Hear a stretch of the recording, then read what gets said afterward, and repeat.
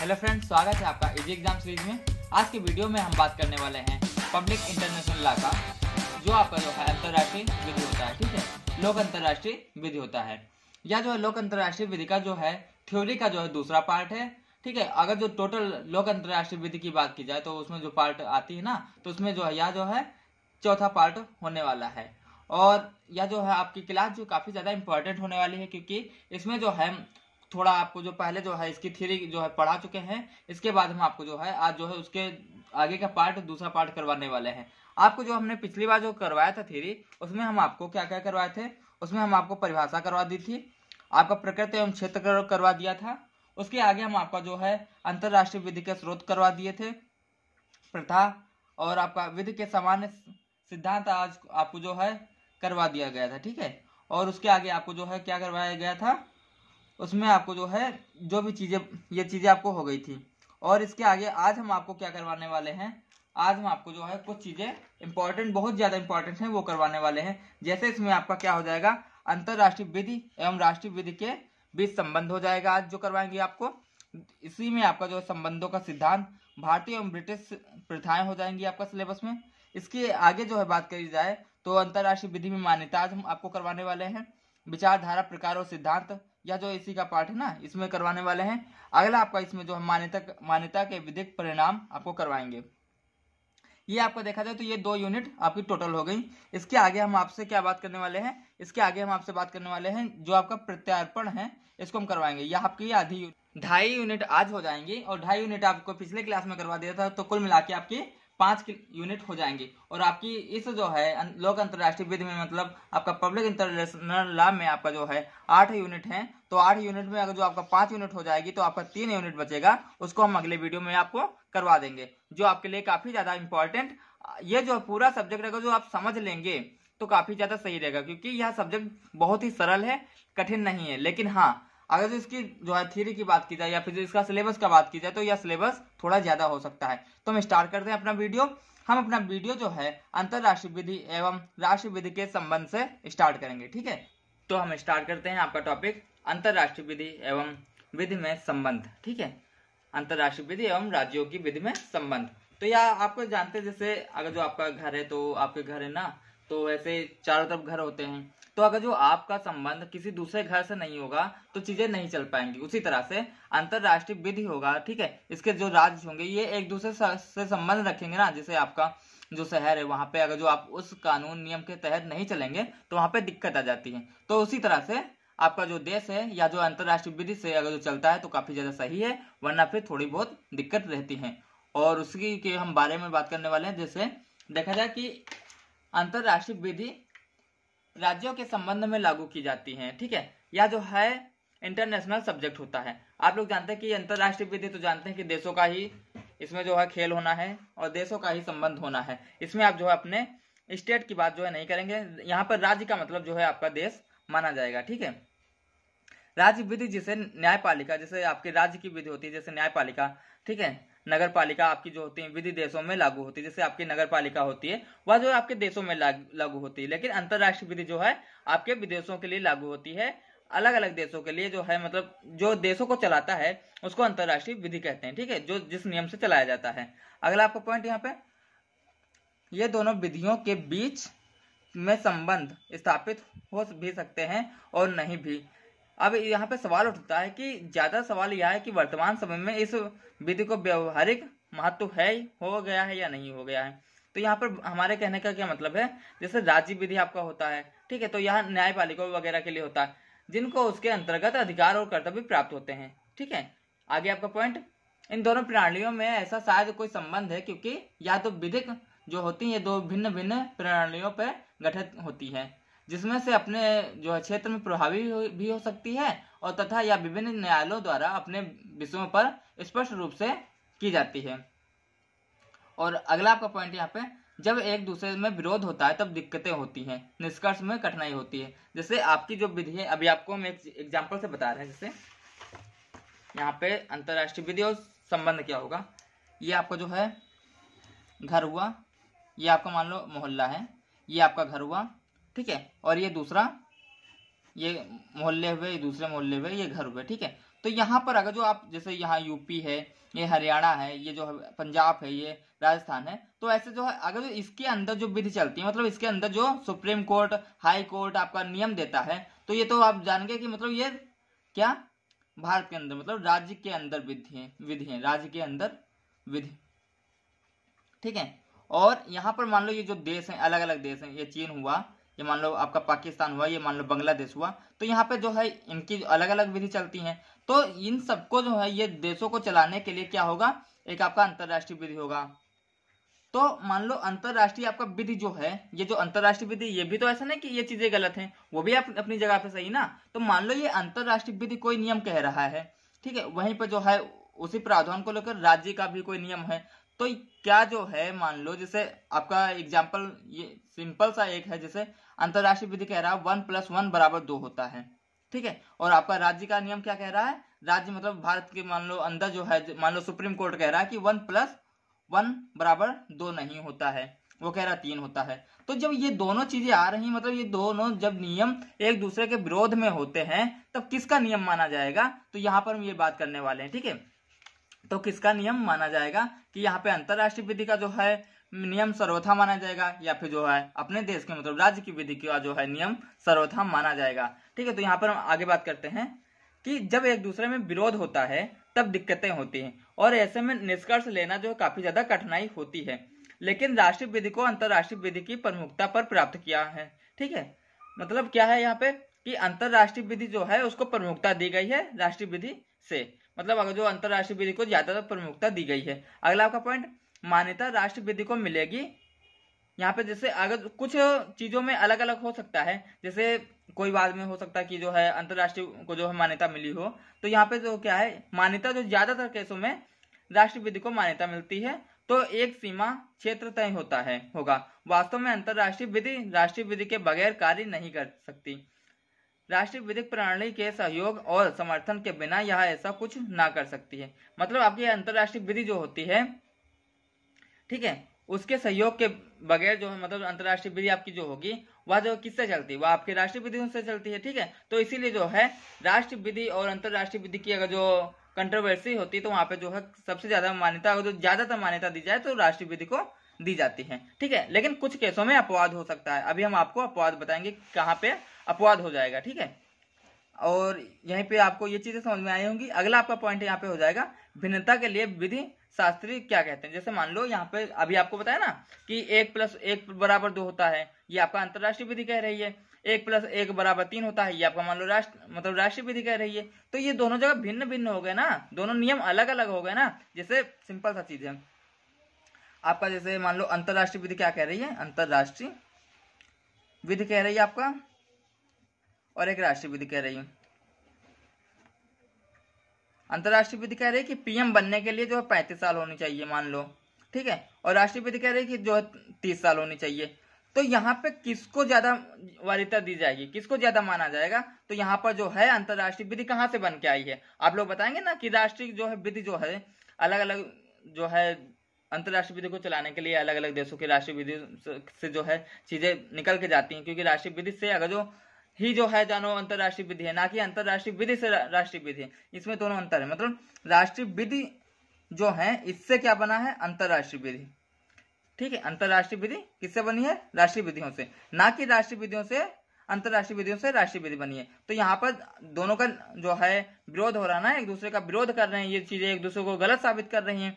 तो यहाँ पर सबसे ज्यादा वरीयता जो दी जाएगी वह राष्ट्रीय विधि को दी जाएगी। अब इस बारे में जो है, जो जैसे आपके जो है विधि के शास्त्री हुए, विधि शास्त्री जो बड़े बड़े जो है उसके जो है लेखक हुए हैं या फिर जो है प्रवर्तक हुए हैं, तो उन्होंने क्या कहा है उसकी हम अब बात करने वाले हैं। इसमें जो है इन्होंने विधि शास्त्रियों क्या कहते हैं, देखो इसमें इन्होंने 2 सिद्धांत दिए हैं। एक द्वैतवादी सिद्धांत, ठीक है, इसको डुअलिस्टिक थ्योरी कहा जाता है इंग्लिश में, ठीक है। यहाँ पर चीजें राष्ट्रीय विधि लागू होंगी, अंतरराष्ट्रीय विधि नहीं लागू होगी, ठीक है। और दूसरा यह है क्या है, इस मत को 1899 प्रसिद्ध विद्वान ट्रिपेल ने प्रतिपादित किया था। किसने, ट्रिपेल ने प्रतिपादित किया था। ये आपका इंपॉर्टेंट हो सकता है, ये आपका आएगा। और यहाँ पे द्वैतवादी सिद्धांत में आपका क्या होगा, यहाँ पर चीजें राष्ट्रीय विधि लागू करेगी, अंतरराष्ट्रीय विधि नहीं। मतलब अगर जो आपकी कंट्रोवर्सी हो रही है तो आपकी राष्ट्रीय विधि वाली जो है चीज लागू हो जाएगी, ठीक है। अगला आपका पॉइंट, अकॉर्डिंग स्टार्क। स्टार्क आप लोग जानते हैं, इनका नाम बहुत ही ज्यादा फेमस है आपका अंतरराष्ट्रीय विधि में। स्टार्क क्या कहते हैं कि अंतरराष्ट्रीय विधि को बहुत क्षेत्रों में विस्तार, राष्ट्रीय विधि का विस्तार नहीं है। मतलब अंतरराष्ट्रीय विधि आप लोग जानते हैं कि जो है पूरे देश में फैली होती है, लेकिन राष्ट्रीय विधि जो है पूरे देश में तो नहीं फैली होती है, या आपके देश में ही फैली होगी ना। अंतरराष्ट्रीय विधि भैया पूरी जो है पृथ्वी की जो विधि होगी, मतलब आपका जो अर्थ है इसके ऊपर बहुत से देश हैं, सारे देश मतलब 200 से ज्यादा देश है ना। तो अंतरराष्ट्रीय विधि जो है सारे देशों में लगभग का जो है देखा जाए जो इसके सहयोग में है तो उनके ऊपर लागू होती है। लेकिन राष्ट्रीय विधि क्या है, आपके देश के अंदर ही लागू होगी ना। तो ये चीज कौन कहता है, स्टार्क। अगला यहाँ पे पॉइंट क्या कहते हैं, एनजी लोटी एक जो है आपके जो ये थे जो है आपके विधि शास्त्री, तो इन्होंने क्या कहा, इन्होंने कहा इन दोनों के मध्य कोई विरोध ना है, लेकिन इसका मतलब यह नहीं कि राष्ट्रीय विधियों पर अंतरराष्ट्रीय विधि लागू ना होगी। इन्होंने क्या कहा, मान लो जिससे आपका जैसे ये दो चीजें हुई, पहले तो विरोध की बात हुई है, मान लो विरोध नहीं है, मान लो इन्होंने भी 35 कर दिया, इन्होंने भी 35 कर दिया, मान लो सिंपल सा चीज है। अगर जो ये चीजें फंस रही हैं, चीजें सिंपल सा चीजें, तब भी जो है अंतरराष्ट्रीय विधि पे आपका जो है राष्ट्रीय विधि ही लागू होगी। मतलब अगर जो चीजें जहां पे चीजें विरोध में आएंगी, फंसेंगी, कुछ भी होगा तो वहां पे राष्ट्रीय विधि लागू की जाएगी, अंतरराष्ट्रीय विधि लागू नहीं की जाएगी। जिस मान लो भारत में आप रहते हैं, तो भारत में क्या हुआ, यहाँ पे मान लो कोई मामला फंस गया, तो मामला फंसा, इधर आपकी जो है सुप्रीम कोर्ट हुआ, इधर आपका अंतरराष्ट्रीय विधि हुआ। ठीक है, ये कह रहा है 1+1 बराबर जो है 2 होता है, ये कह रहा है 1+1 बराबर 3 होता है। तो भले ही चीजें चाहे जो कुछ हो, लेकिन इस पे जो लागू होगा ये अंतरराष्ट्रीय विधि यहाँ पे लागू नहीं होगा, यहाँ पे सुप्रीम कोर्ट मतलब आपका भारत की विधि ही लागू होगी। कहने का मतलब ये है, यह तब लागू कर सकते हैं जब इन्हें राष्ट्रीय विधि में लिया गया हो। ठीक है, जब मतलब इसका दूसरा मतलब अगर आप देखें तो यह तभी हो सकता है जब अंतरराष्ट्रीय विधि अर्थात रूढ़िजन्य तथा संधिबद्ध नियम विनिर्दिष्ट अंगीकरण की प्रक्रिया के माध्यम से राष्ट्रीय विधि के नियम हो जाते हैं। ठीक है, यहीं पे अगर जो आपके राष्ट्रीय विधि का नियम हो जाएगा। अगर तो यहीं पे आगे की बात करें तो आगे की आपका बात हो जाएगा सिंपल सा चीज, यहाँ पे जो है आपका जो है राष्ट्रीय विधि के नियम हो जाएंगे। यहाँ पे फिर अगले आपके जो है यहाँ पे एक केस हुआ था, वो आपको हम केस काफी ज्यादा इंपॉर्टेंट है और आपके लिए समझने के लिए, तो भैया वो आपका देखा जाए ना तो एग्जाम की बात की जाए तो एग्जाम में वो केस आपका आना ही आना, क्योंकि वो इतना इंपॉर्टेंट हो जाता है। तो यहाँ पे आपका एक केस हुआ था, आपको केस बता रहे हैं क्या हुआ। ग्रेसो बल्गारियन कम्युनिटीज केस में क्या हुआ, स्थायी अंतरराष्ट्रीय न्यायालय द्वारा इसमें जो है निर्णय दिया गया था, क्योंकि इसमें बोला गया, क्या बोला गया कि देखो सिंपल सा चीज है, अंतरराष्ट्रीय विधि तथा राष्ट्रीय विधि के मध्य विरोध हुआ। ठीक है, तो इसमें एक जो केस आया, किसके, कौन सा केस है, ग्रेसो बल्गारियन कम्युनिटीज केस में स्थायी अंतरराष्ट्रीय न्यायालय द्वारा दिया गया निर्णय महत्वपूर्ण है। इस महत्वपूर्ण केस में क्या हुआ था कि निर्णय दिया गया था कि आपका अंतरराष्ट्रीय विधि को सामान्यतः स्वीकृत सिद्धांत है या जो देश की संविदा संधि के संविदाकारी प्रकार हैं उनके मध्य संबंध में राष्ट्रीय विधि के प्रावधान संधि के प्रावधान के अभिभावी नहीं हो सकते, ये सब चीजें उसमें बताई गई थी। मतलब अगर जो आपका अंतरराष्ट्रीय विधि से जो है मतलब उसको करार में मानते हैं, आप उस चीज को जो है एक्सेप्ट किए हैं तो चीजें जो है लागू होगी, वरना आपको लागू नहीं करना होता है। ठीक है, अभिभावी नहीं हो सकते, मतलब आप समझ रहे ना, उनके मध्य संबंध में राष्ट्रीय विधि के प्रावधान संधि के प्रावधानों पर अभिभावी नहीं हो सकते। आप समझ गए।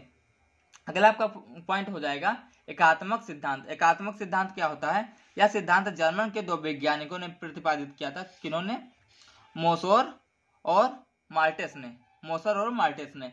इस सिद्धांत के अनुसार क्या हुआ, इसके अनुसार एक ही विधि प्रणाली में रहेगी, मतलब क्या यहाँ पे एक ही विधि प्रणाली में रहेगी। तो इनका क्या मतलब हुआ, इसका सिंपल सा मतलब यह है कि एकात्मक सिद्धांत के अनुसार क्या हुआ कि केवल एक ही विधि जो है अस्तित्व में रहेगी या अस्तित्व में होती है, अर्थात वह जो है घरेलू विधि व्यवस्था हो सकती है। जैसे इन्होंने बोला कि मान लो 1+1, यहाँ पे आपको समझाते हैं कि 1+1 बराबर 1 होता है। ठीक है, या 1+1 बराबर 2 मान लो कोई बोल रहा है, तो केवल यही विधि मानी जाएगी जो आपकी देश की विधि होगी। इन्होंने बोला था, किसने बोला था कि आपके मोसर और मार्टेस ने इसे प्रतिपादित किया था, बोला कि एक ही विधि मानी जाएगी, वो भी आपकी घरेलू विधिक व्यवस्था मानी जाएगी। ठीक है, अगला आपका पॉइंट यहाँ पे राष्ट्रीय विधि में शामिल करने के लिए कोई आवश्यकता नहीं है। ठीक है, इसके अनुसार अंतरराष्ट्रीय विधि को राष्ट्रीय विधि में शामिल करने की कोई आवश्यकता नहीं होती है। ठीक है, आप समझ गए। अगला पॉइंट आपका, 20वीं शताब्दी के प्रारंभ में एकात्मक सिद्धांत का विकास ऑस्ट्रिया व विधि शास्त्री केल्सन द्वारा किया गया था। ये आपका पॉइंट यहाँ पे एमसीक्यू क्वेश्चन यहाँ से बन सकता है, आप यहाँ पे ध्यान रखिएगा। अगला आपका क्वेश्चन, इसके अनुसार सभी विधियों का निर्माण केवल व्यक्तियों के लिए किया जाता है। भैया कोई जानवरों के लिए थोड़ा ना जो है बताएगा कि भैया आपके लिए जो है ये विधि बनी है, जाहिर सी बात है व्यक्तियों के लिए बताएगा। ऐसा तो है नहीं कि भैया देखो तुम्हारा ये इंडिया है, आपकी जो है पड़ोस में चाइना है, इधर नेपाल है, ऐसा तो नहीं है कि भाई यहाँ पे से जो है मान लो कोई पक्षी जो है नेपाल नहीं जा सकता या फिर जो है चीन नहीं जा सकता, ऐसा तो नहीं है ना, ऐसा बिल्कुल नहीं है। तो कोई भी विधि होगी जो आपके व्यक्तियों पर ही लागू होती है। ठीक है, अगला आपका पॉइंट, राष्ट्रीय विधि पर इन पर प्रत्यक्ष रूप से आबादकारी होती है। अगला आपका, जब अंतरराष्ट्रीय जो है विधि होती है उन पर राज्यों के माध्यम से आबादकारी होती है। तो ये चीजें आपको पॉइंट आपको नहीं समझ में आए होंगे, हम आपको बताते हैं ये पॉइंट। यह कहना क्या चाहते हैं, जैसे जबकि अंतरराष्ट्रीय विधि क्या होती है, उन पर उन राज्यों के माध्यम से आबादकारी होती है। ठीक है, और राष्ट्रीय विधि उन पर प्रत्यक्ष रूप से आबद्धकार होता है, मतलब आबद्ध कर होती है। ठीक है, और अगला आपका पॉइंट यहाँ पे, जिससे यही सिद्धांत की बात की जाए तो एकात्मक सिद्धांत के अनुसार सभी विधियों का निर्माण केवल व्यक्तियों के लिए ही किया जाता है। ये चीजें आपकी हो गई।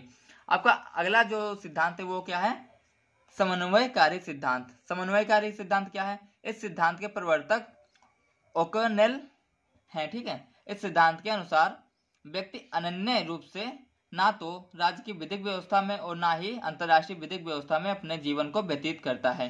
ठीक है, अगला आपका पॉइंट यहाँ पे हो जाएगा कि जैसे यहाँ पे एक मामला हुआ कि समन्वयकारी सिद्धांत का पालन कई मामलों में किया गया था। तो वो मामले क्या हैं, वह क्राफ्ट लिमिटेड बनाम पैन अमेरिका एयरवेज हो सकता है, और दूसरा आपका यहाँ पे जो केस हुआ था वो फोदरगिल बनाम मोनार्क एयरलाइंस लिमिटेड हो सकता है। ये आपके दो इंपॉर्टेंट वाद थे तो यहाँ पे बताए गए हैं। ठीक है, ऐसा नहीं कि हमने दो वाद बताए हैं तो शायद जो है समन्वयकारी में दो ही वाद हो, ऐसा नहीं है। ठीक है, और भी वाद हो सकते हैं। अगला आपका पॉइंट यहाँ पे, विनिर्दिष्ट ग्रहणीकरण मत, मतलब स्पेसिफिक और आपका एडॉप्शन थ्योरी। इस विधि के या इस मत के अनुसार आपका क्या हुआ कि अंतरराष्ट्रीय विधि प्रत्यक्ष रूप से राज्य विधि के क्षेत्र में लागू नहीं किया जा सकता। इसको लागू करने के लिए इसको विशिष्ट रूप से राज्य विधि के क्षेत्र में ग्रहण या स्वीकार किया जाए। यहाँ पर आपका मतलब उतनी देर से जो है सिंपल सा ये जो सब ग्रहणाधिकार आ रहे हैं, आपके सिद्धांत आ रहे हैं, सिंपल सा एक ही चीज कह रहे हैं, वो आप चीज समझ जाइए। ठीक है, क्योंकि अगर तो एक ही पॉइंट जो है आप लोग जानते हैं, चाहे बुक में हो, चाहे जो है कोई सिद्धांत हो, चाहे जो कुछ हो, एक ही पॉइंट आपको घुमा घुमा के बताया जाता है। ये है कि वो 1+1 बराबर 2 बोल रहे हैं तो वो 1 और 1 बराबर 2 बोल रहे हैं, बस इतना ही हो सकता है। ठीक है, थोड़ा इधर उधर हो जाएगा वो अलग बात है। तो इन्होंने भी क्या बताया, इन्होंने सिंपल सा इस ग्रहणाधिकार में ये बताया कि जैसे आपका ये क्या है, ये आपका घर है। ठीक है, और ये आपका पूरा मान लो ये आपका जो क्या है, ये आपका सिंपल सा एक देश है, ये मान लो इंडिया है, ये आपका क्या चाइना, ये आपका नेपाल, ये आपका पाकिस्तान, सिंपल सा। और मान लो ये सब आपके छोटे छोटे या बड़े बड़े आपके देश हैं। तो इन सब चीजों को चलाने के लिए कौन सी चीजें हैं, मतलब एक दूसरे को अगर जो जोड़े हुए हैं तो कौन सी चीजें जोड़े हुए हैं, ये आपका जो है अंतरराष्ट्रीय विधि है, इंटरनेशनल लॉ। ठीक है, अब जैसे देश के अंदर देखा जाए तो ये आपका यूपी है, ये आपका हरियाणा है, ये आपका राजस्थान है, ये आपका जो है पंजाब है, ये आपका चंडीगढ़ है। तो इन देश मतलब ये तो लॉ इंटरनेशनल लॉ बाहर मतलब आपके देशों का कनेक्शन है, मतलब देशों के लिए चलाने के लिए इंटरनेशनल लॉ है। ठीक है, लेकिन अगर तो ये इंटरनेशनल लॉ मतलब ये इंडिया इंटरनेशनल लॉ को जो है अपना जो क्या बोलता है, अपनी अगर सहमति देती है, अपना स्वीकार देता है ना, तभी ये इंटरनेशनल लॉ जो है इस देश में जाकर इंटरफेयर करेगा, वरना इस देश में जाकर इंटरनेशनल लॉ अपना जो है इंटरफेयर नहीं कर सकता। यहाँ की जो विधि है, यहाँ की जो सुप्रीम कोर्ट है, यहाँ का जो हाई कोर्ट है, यहाँ पे का जो डिस्ट्रिक्ट कोर्ट है, वही तीनों के अनुसार जो है इस देश के अंदर सारे न्याय किए जाएंगे। ठीक है, ये चीज यहाँ पे वे निर्दिष्ट गणनीकरण मत में बताया गया। ठीक है, तो ये आपको समझ में आया होगा।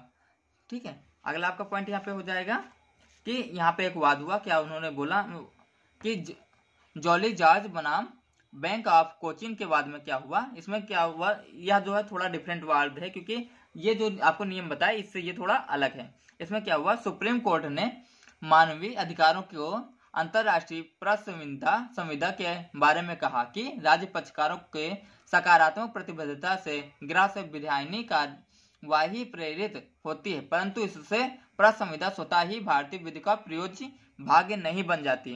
ये चीज आप इसको थोड़ा समझने की कोशिश कीजिएगा। ठीक है, अगला आपका पॉइंट यहाँ पे टोक्यो अभिसमय 1975, राजनयिक संबंधों पर वियना अभिसमय 1972 में। आपका वियना ये आपको कल क्वेश्चन करवाए थे। ठीक है, आप लोग जो है ये क्वेश्चन आपको कल करवाए थे एमसीक्यू वाले। अगर जो आपने वीडियो नहीं देखा है तो आप जो है एमसीक्यू वाले भी पूरा वीडियो देखिए, क्योंकि यहाँ पे सब कुछ आपको करवाया, आपको सिलेबस का ही मिलेगा, क्योंकि बाहर की चीजें करवाने का कोई मतलब नहीं है। ठीक है, 1972 में हुआ था के प्रावधानों में क्या हुआ, नागरिक उड्डयन की सुरक्षा के विरुद्ध अवैध कार्यों के दमन अधिनियम 1982 में पारित करना इस बात की पुष्टि करता है। किस बात की पुष्टि करता है, इस बात की पुष्टि करता है कि भारतीय विधि का प्रयोज्य भाग्य नहीं है। ठीक है, आपको ये पूरा देखिएगा। अगला आपका पॉइंट क्या हो जाएगा, रूपांतरणवाद सिद्धांत, मतलब इसका क्या हो जाएगा, आपका ट्रांसफॉर्मेशन थ्योरी हो जाएगी। तो इसका आपका क्या इन्होंने बोला कि इसमें बोला गया कि इस नियम के अनुसार अंतरराष्ट्रीय विधि और विशेषकर अंतरराष्ट्रीय संधियों के नियमों को राज्य विधि के क्षेत्र में लागू करने के लिए पहले इसका रूपांतरण करना होता है। इसका क्या मतलब है, देखो यहाँ पे इन्होंने बोला, जैसे आपको ये भी समझ में आया ना कि जैसे मान लो यहाँ पे जो है देश के अंदर जो है आपका supreme court, high court, district court अपना न्याय करेगा, और देशों को कनेक्ट रखने के लिए या फिर देशों को चलाने के लिए इंटरनेशनल लॉ है। लेकिन मान लो इंटरनेशनल लॉ को आप जो है इंडिया में घुसेड़ना चाह रहे हैं, मतलब एंट्री मारवाना चाह रहे हैं कि भैया हमारा सुप्रीम कोर्ट अच्छे से काम नहीं करना पा रहा, या फिर जो है कुछ विवाद हो जा रहे हैं जिसमें सुप्रीम कोर्ट जो है अच्छे से वर्क नहीं कर पा रहा है, तो आप इंटरनेशनल लॉ जो है थोड़ा इंटरफेयर कर दे तो सही रहेगा। तो इंटरफेयर तभी कर सकता है जब इसको जो है ट्रांसफॉर्मेशन करवाया जाए, मतलब इसको कोडिंग की जाए। मतलब कोडिंग मतलब जैसे ऐसा नहीं कि डायरेक्ट आप करवा देंगे कि जैसे जो नियम बाहर चलता है वही आपके देश के लिए चलेगा, ऐसा नहीं है ना। देखो आपको सिंपल सा एक चीज बताते हैं, देखो क्या है, जंगल का नियम होता है कि भैया एक दूसरे को मारो और खाओ, कोई मतलब नहीं है, चाहे आप जैसे जो चाहे जिसको मारो। और आप अगर जो शहर में रहते तो वहां का नियम दूसरा है ना, उसी तरह से।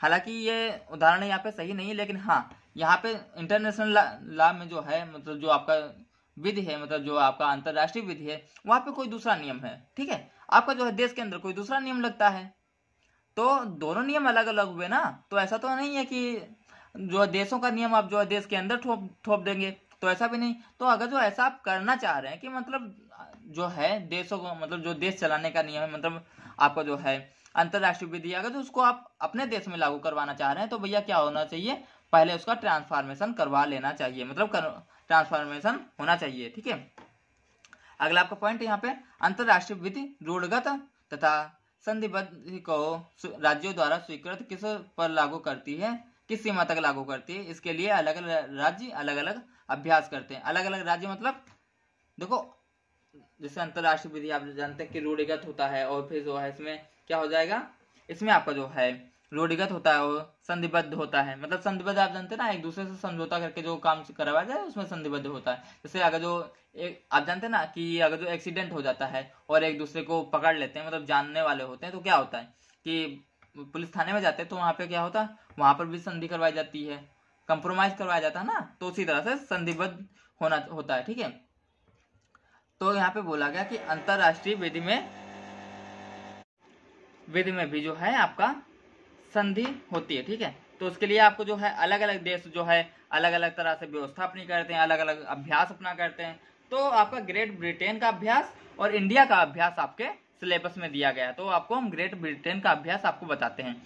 ग्रेट ब्रिटेन अपना अभ्यास मतलब कैसे करता है, उसमें क्या क्या चीजें दी गई हैं, तो उसको हम आपको बताते हैं। जैसे ग्रेट ब्रिटेन का अभ्यास क्या है, यहाँ पर रूढ़िगत अंतरराष्ट्रीय विधि तथा संधियों को भिन्न भिन्न रूप से लागू किया जाता है।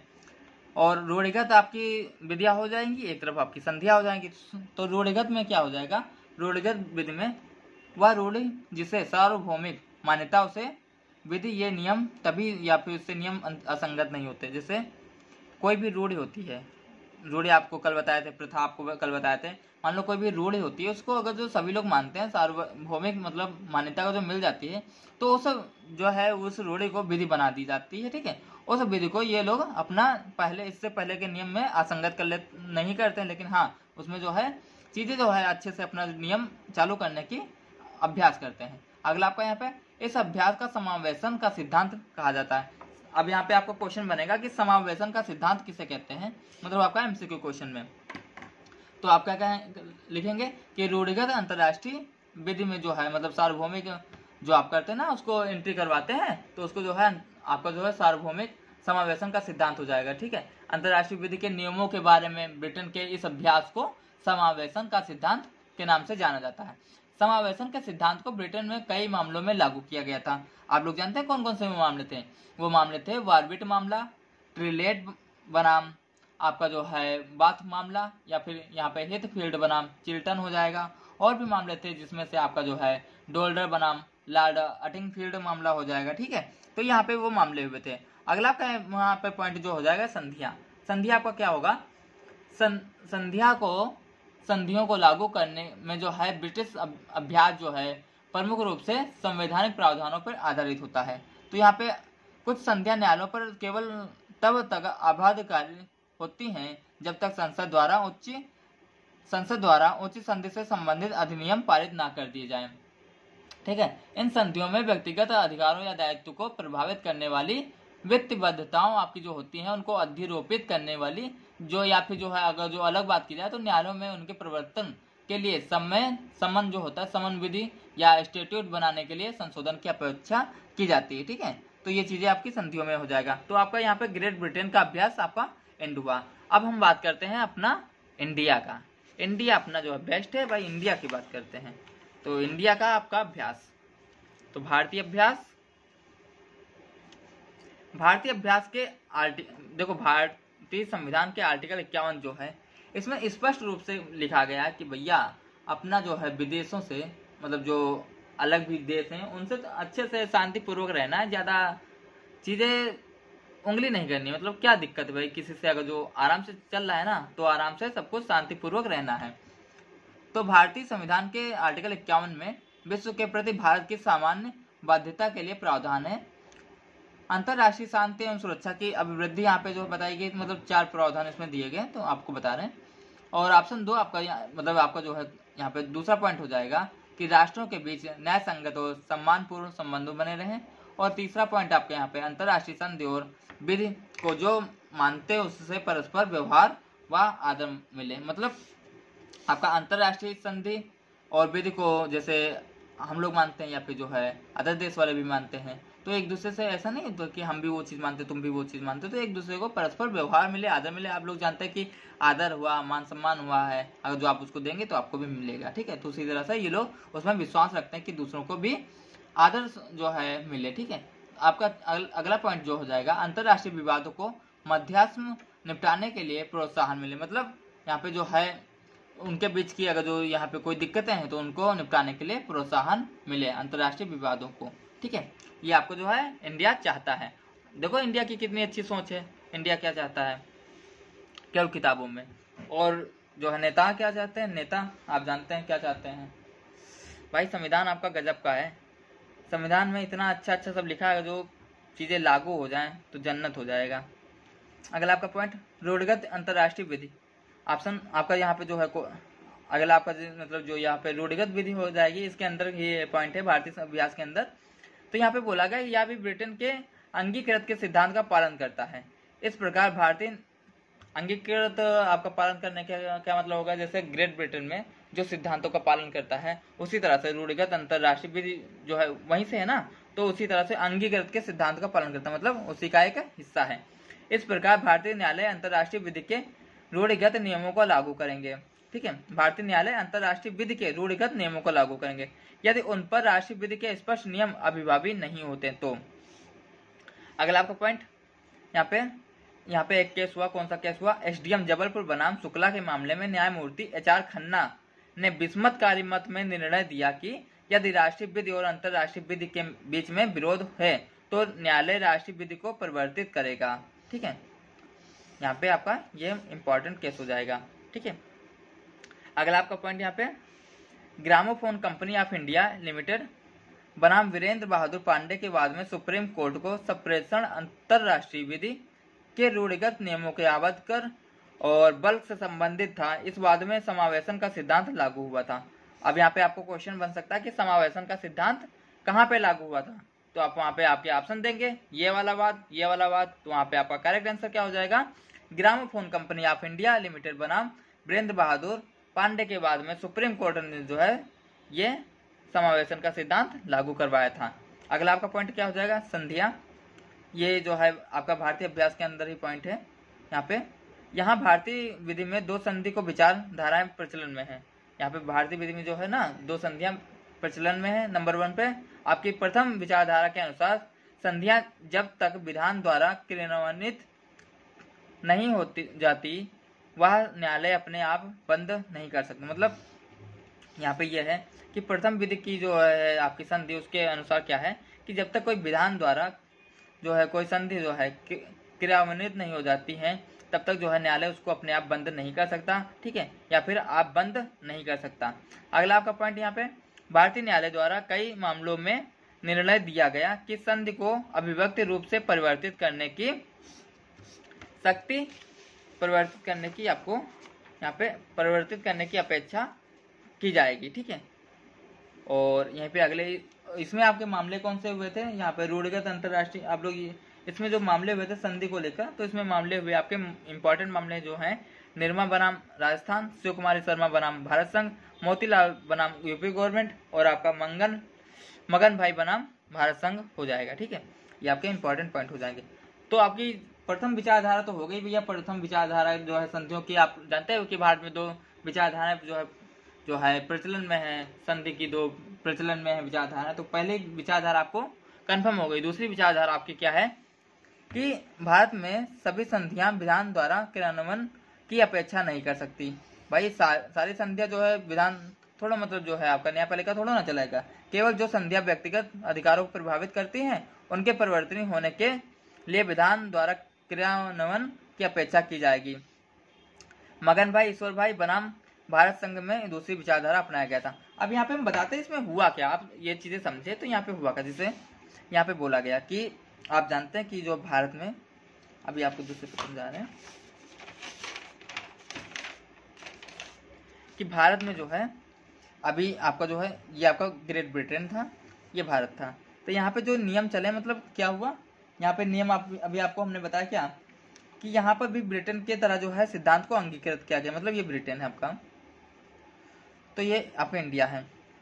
यहाँ पर भी सिद्धांत को अंगीकृत किया गया, मतलब यहाँ से कुछ नियम लिए गए।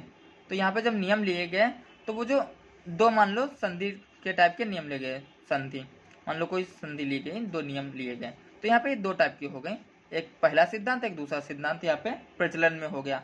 तो पहले सिद्धांत में क्या कहता है कि कोई भी संधि है तो ऐसे कोर्ट समाप्त नहीं कर सकता, या कोई भी ऐसी रूढ़िगत है चीजें तो उसको कोर्ट नहीं समाप्त कर सकता।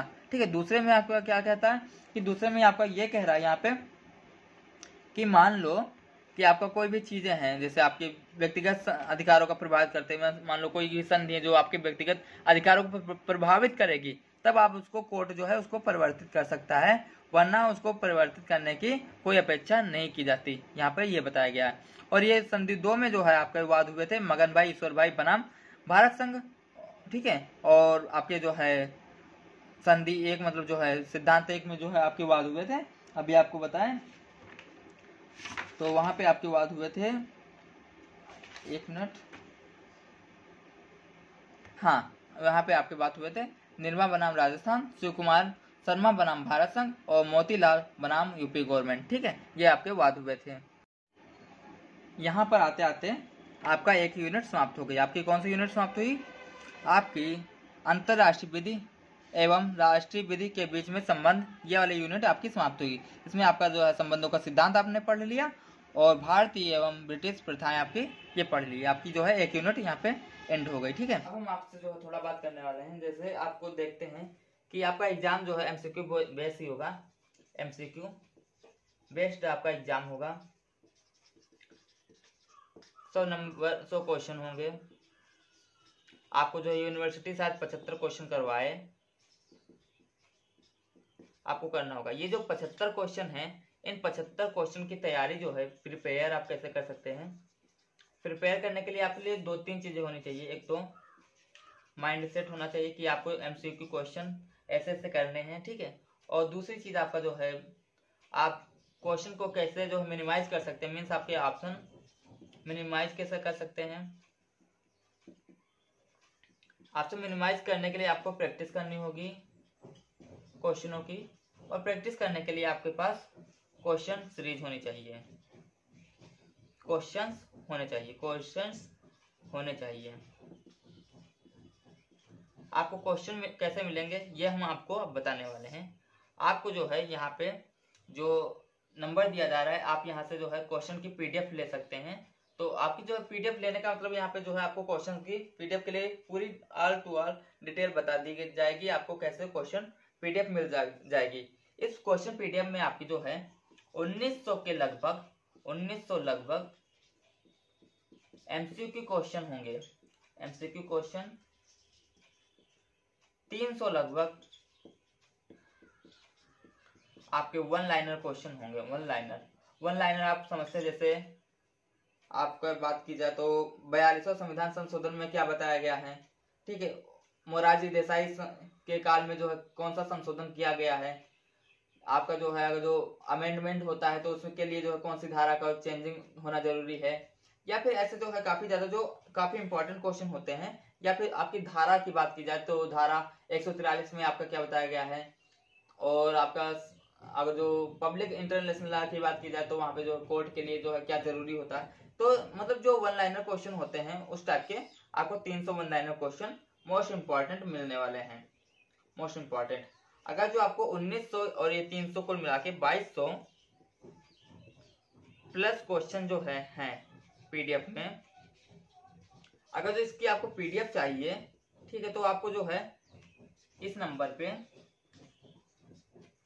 545536 पे जो है व्हाट्सएप मैसेज करके आप जो पीडीएफ की डिटेल ले सकते हैं। ये क्वेश्चन और पीडीएफ आपके लिए काफी ज्यादा इंपॉर्टेंट होने वाली है, और आपके एग्जाम के लिए काफी ज्यादा ये आपका एग्जाम इजी बना सकते हैं, क्योंकि 75 क्वेश्चन करने का मतलब ये है कि यहाँ से जो है काफी ज्यादा इंपॉर्टेंट क्वेश्चन होने वाले हैं, और 75 क्वेश्चन आपके जो है अच्छे से मैनेज हो जाएंगे। अगर जो आप यहाँ पीडीएफ से पढ़ते हैं आपका कोई दिक्कत होने वाला नहीं है, ठीक है।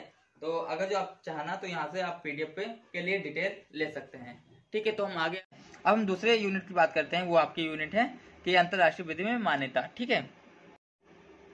इसमें आपको देखना है कि मान्यता अंतरराष्ट्रीय विधि का एक महत्वपूर्ण विषय होता है, ये आप लोग जानते हैं। जैसे मान्यता सिंपल सा चीज है, देखो जैसे मान्यता की बात की जाए तो मान्यता सिंपल सा एक चीज, देखो जैसे आप हाई स्कूल में थे, इंटर में थे, या फिर आप एलएलबी में हैं, तो आपका कोई कॉलेज होगा, वहां से आप पढ़ाई कर रहे हैं। तो बहुत जगह ऐसा होता है कि वहाँ पे कॉलेज तो ओपन है लेकिन उनको मान्यता नहीं दी जाती है, तो वहाँ पे आपको क्या होता है कि कहीं दूसरी जगह से आपका एडमिशन होता है। और इसी तरह से आपको एक पेज पे बता देते, देखो सिंपल सा चीज है मान्यता क्या होता है। आपको ये आपको मान लो एक कॉलेज हुआ, ये आपको मान लो क्या हुआ, आपका बोर्ड हो गया, ये आपका कॉलेज हुआ, ये बोर्ड हुआ, ये मान लो दूसरा कॉलेज है, ये कोई दूसरा कॉलेज है, इसमें आप स्टूडेंट हैं। ये आपका जो है मान लो मान्यता प्राप्त स्कूल है, ये भी आपका मान्यता वाला है, ये भी आपका मान्यता वाला है, ये आपका मान लो मान्यता वाला नहीं है, मान्यता नहीं, ये आपका मान लो बोर्ड है, तो मान लो यूपी बोर्ड है, ठीक है, उत्तर प्रदेश माध्यमिक विद्यालय, ठीक है। तो मान लो ये आपका मतलब यूपी बोर्ड है। तो क्या हुआ, जब आपने कॉलेज में यहाँ पे एडमिशन लिया, तो एडमिशन लिया, आराम से अपनी पढ़ाई जारी रखे यहाँ पे, क्योंकि स्टूडेंट को मतलब जो है, क्योंकि यहाँ पे इस कॉलेज को जो है मान्यता प्राप्त थी। तो ये सब इसी के अंग है ना, ये सब इसी के अंग है, क्योंकि इनको सबको मान्यता प्राप्त है। अगर जो यहाँ से कोई नोटिस जाएगी तो इन सबको नोटिस जाएगी, समझे आप। यहाँ पे अगर जो इनका कोई काम अटकेगा तो यूपी बोर्ड से अपना करवाएंगे, मार्कशीट बनेगी तो इन्हीं जो मतलब जो यहाँ पे मार्कशीट बनेगी वहाँ पे इन कॉलेज का नाम पड़ेगा। फिर क्या होगा, यहाँ पे मान लो कोई बच्चा एडमिशन लिया, तो यहाँ पे कोई बच्चा एडमिशन लिया तो इसका जो है, जो इस कॉलेज में पढ़ता, मान लो उसका नाम है SMS, मान लो इस कॉलेज का नाम है, तो SM कॉलेज में तो वो पढ़ा जरूर रहा है, लेकिन अगर जो उसकी मतलब मार्कशीट जो बनेगी वो SMS कॉलेज से नहीं बनेगी, क्योंकि उसके पास मान्यता है ही नहीं। तो इनका क्या करना होता है, या फिर दूसरे जगह से मान्यता अपनी जो है, मतलब बच्चों का एडमिशन करवाते हैं। मतलब जैसे मान लो इन लोगों का अपना जो है सेटिंग हो गई, बोले कि हम यहाँ पे पढ़ा रहे हैं, आप जो है इतने रुपए ले लेना और अपने कॉलेज में बच्चों का नाम मतलब रजिस्टर्ड करवा के हमको मान्यता, मतलब हमको जो है मार्कशीट दिलवा देना। तो ऐसी चीजें होती हैं। तो मान लो ये कब तक ऐसा काम करेंगे, 1 साल 2 साल 5 साल, इनसे फिर इनकी हो गई फाइटिंग, लड़ाई हो गई। इनकी अगर जो लड़ाई हो गई तो फिर ये क्या सोचेंगे कि भाई अगर तुम दूसरे से कह रहे हैं कि भैया हमको मान्यता दो, तो इससे बेहतर है कि हम खुद जाके ना यूपी बोर्ड से मान्यता ले लें। तो आएंगे यूपी बोर्ड में।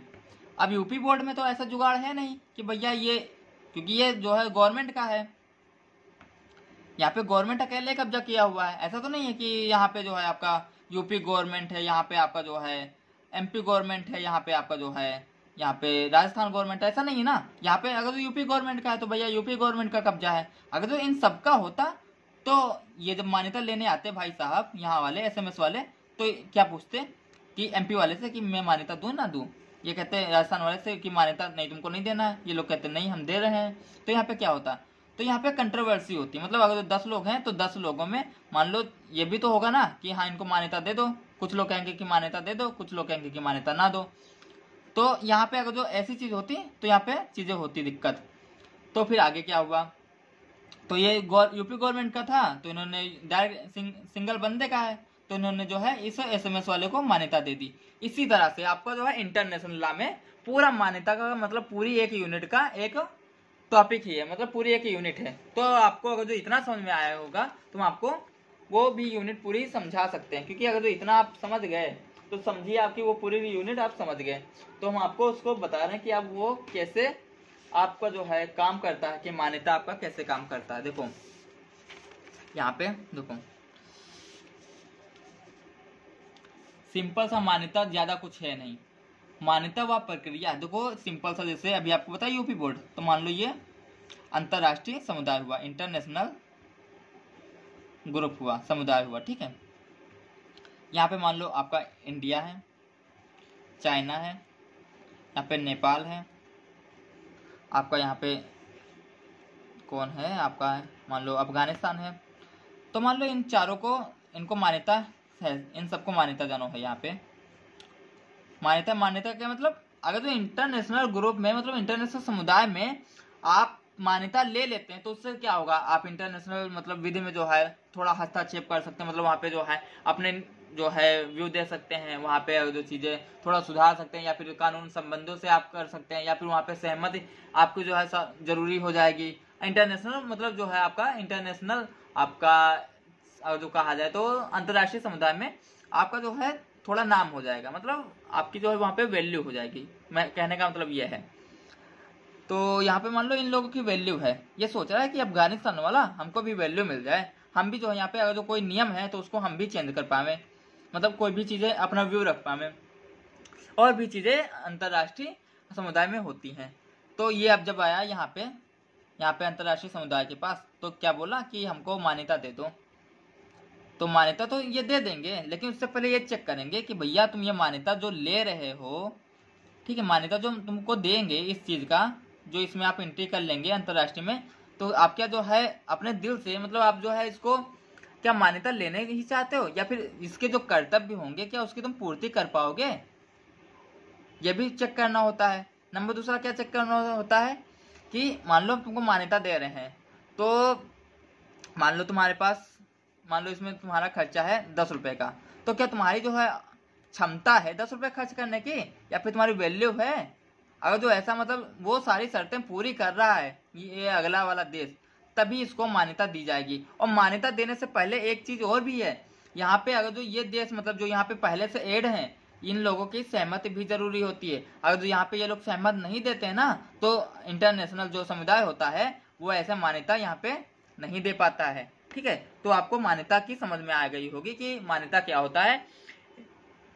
अंतरराष्ट्रीय समुदाय में एंट्री लेने के लिए जो है मान्यता को एक सब्जेक्ट है, यह काफी ज्यादा इंपॉर्टेंट आपका अंतरराष्ट्रीय विधि में होता है और यहाँ से आपका जो है काफी ज्यादा क्वेश्चन बनने वाले हैं। तो अगर जो आपको ये चीजें समझ में आ गई हो तो बेस्ट है, नहीं आई तो एक बार आप ये चीजें पहले समझ लो, फिर हम आगे आपका वीडियो देखना, क्योंकि वो चीजें तब समझ में बेहतर आएंगी अगर जो ये चीजें आपको समझ में आ गई होंगी। ठीक है, तो हम स्टार्ट करते हैं अपना अगली यूनिट। तो यहाँ पे सिंपल सा चीजें हैं, आप थोड़ा ध्यान दीजिएगा। मान्यता अंतरराष्ट्रीय विधि का एक महत्वपूर्ण विषय है। इसके द्वारा क्या होता है, नए राज्यों को अंतरराष्ट्रीय समुदाय के सदस्य में स्वीकार किया जाता है। ठीक है, अभी आपको पता है ना अंतरराष्ट्रीय सदस्य में स्वीकार किया जाएगा। आज के समय में यह बहुत महत्वपूर्ण विषय हो गया है। ठीक है, यह बहुत महत्वपूर्ण है, कोई भी देश का अंतरराष्ट्रीय समुदाय में एंट्री लेना बहुत ही ज्यादा महत्वपूर्ण विषय है। ठीक है, ये चीज आपकी हो गई। अगला आपका पॉइंट यहाँ पे देखो, यहाँ पे कोई भी चीजें तो वहाँ पे जो है विधि शास्त्री भी होंगी, वहाँ पे जो है अपना व्यू भी देने वाले होंगे। तो वहाँ पे अकॉर्डिंग टू सॉइजन वर्जर क्या कहते हैं, वो एक विधि शास्त्री थे, उन्होंने कहा कि मान्यता को अंतरराष्ट्रीय विधि को विकसित करती है। मान्यता क्या करती है, अंतरराष्ट्रीय विधि को विकसित करती है। विकसित करती हुई उस प्रक्रिया द्वारा अच्छी तरह समझा जा सकता है जिसके द्वारा राज्यों ने एक दूसरे को नकारात्मक सार्वभौमिकता को स्वीकार कर लिया है और सहमत के आधार पर वह अपने कानूनी संबंधों को बढ़ाने के लिए तैयार भी हैं। ठीक है, ये इन्होंने क्या कहा, सॉजर्न वर्जन ने ये चीजें यहाँ पे कहा। ठीक है, अगला आपका यहाँ पे पॉइंट हो जाएगा,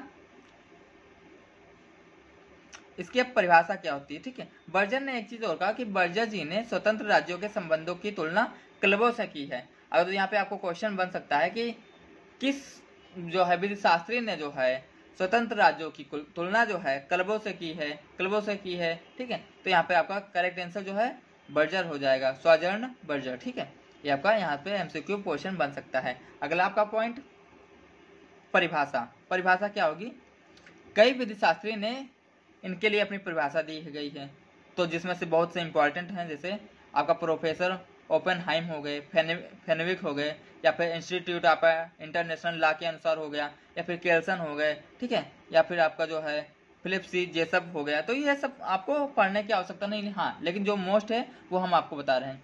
प्रोफेसर ओपेनहाइम ने क्या कहा कि किसी ने राज्य को अंतरराष्ट्रीय समुदाय के रूप में मान्यता प्रदान करने वाले राज्य यह घोषित करता है कि उनके मत में नए राज्य अंतरराष्ट्रीय विधि में निर्दिष्ट राष्ट्रत्व के तत्व प्राप्त कर लिए हों।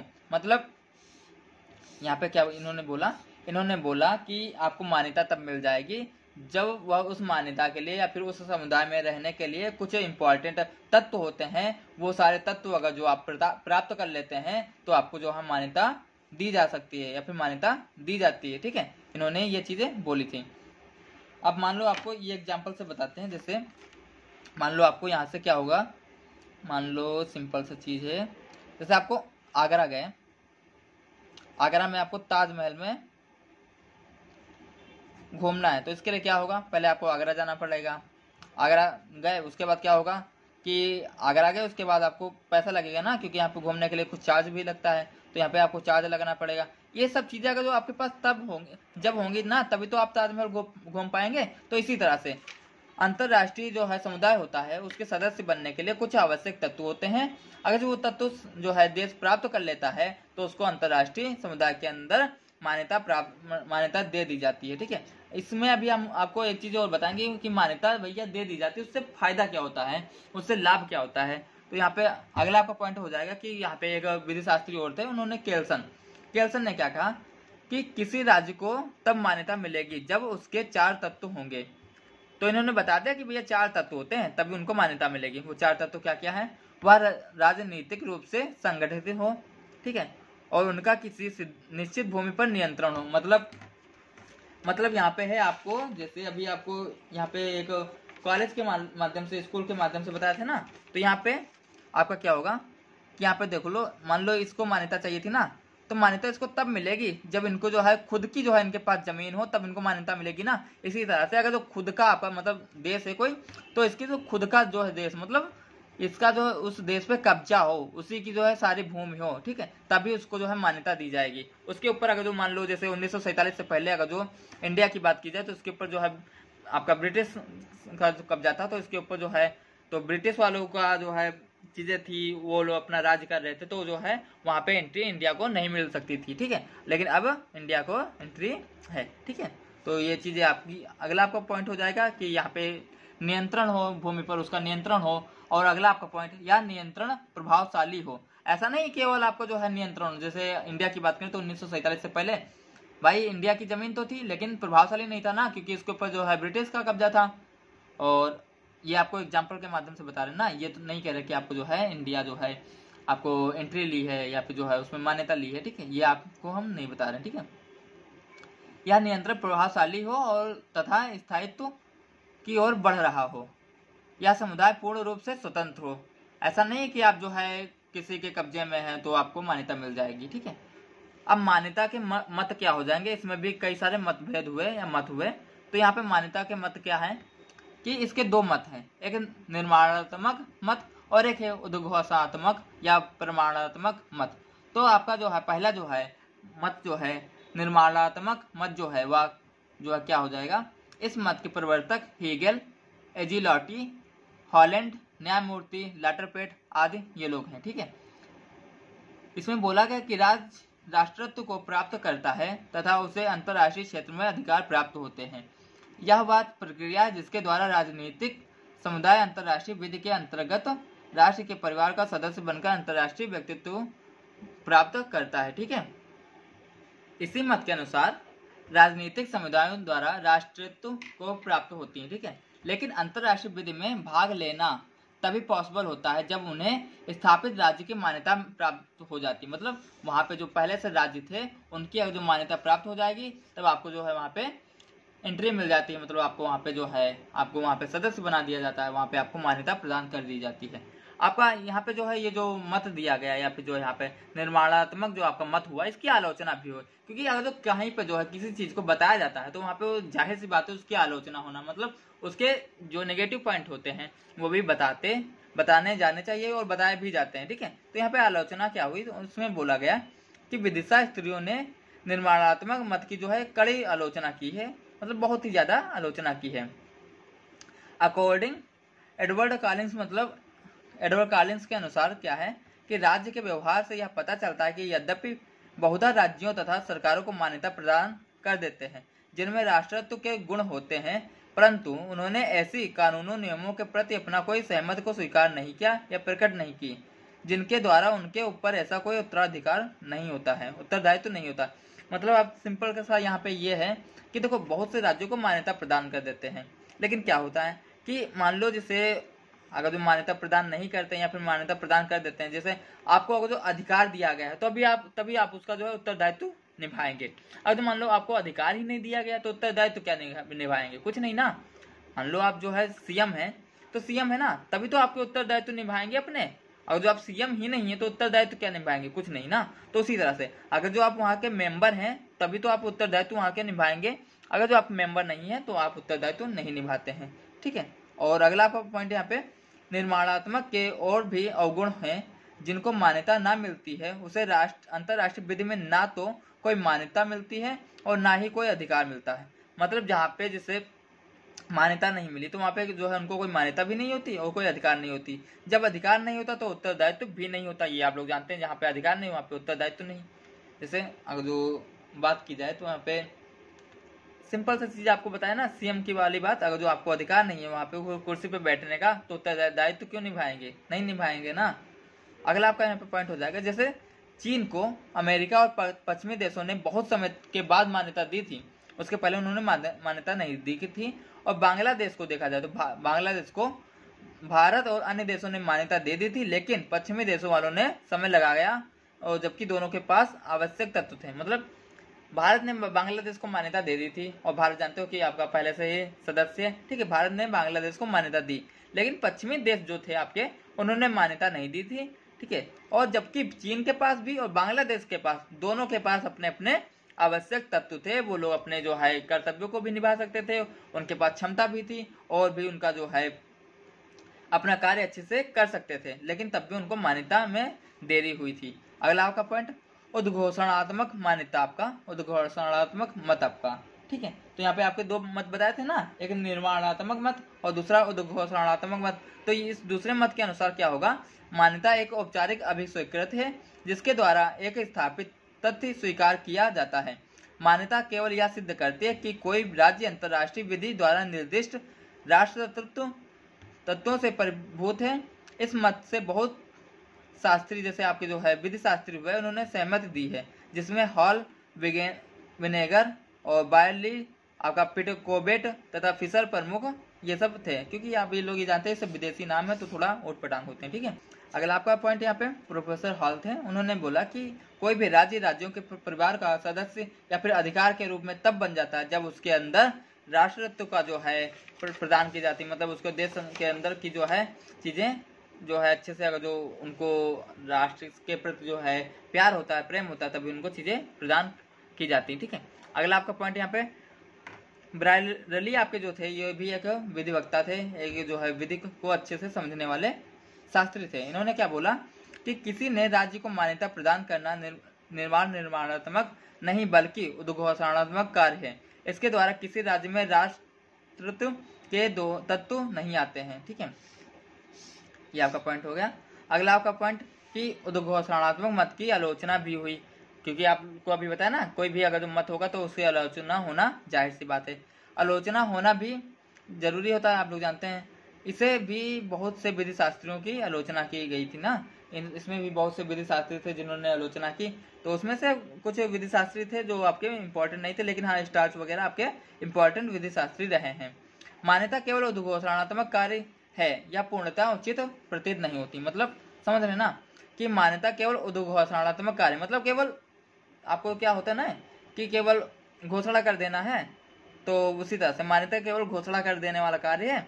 यह भी सत्य है कि राज्य इस मत को अधिक मानते हैं, ये भी सही है, लेकिन हाँ कोई घोषणा तो करे, ये राज्य इस चीज को ज्यादा मानते हैं।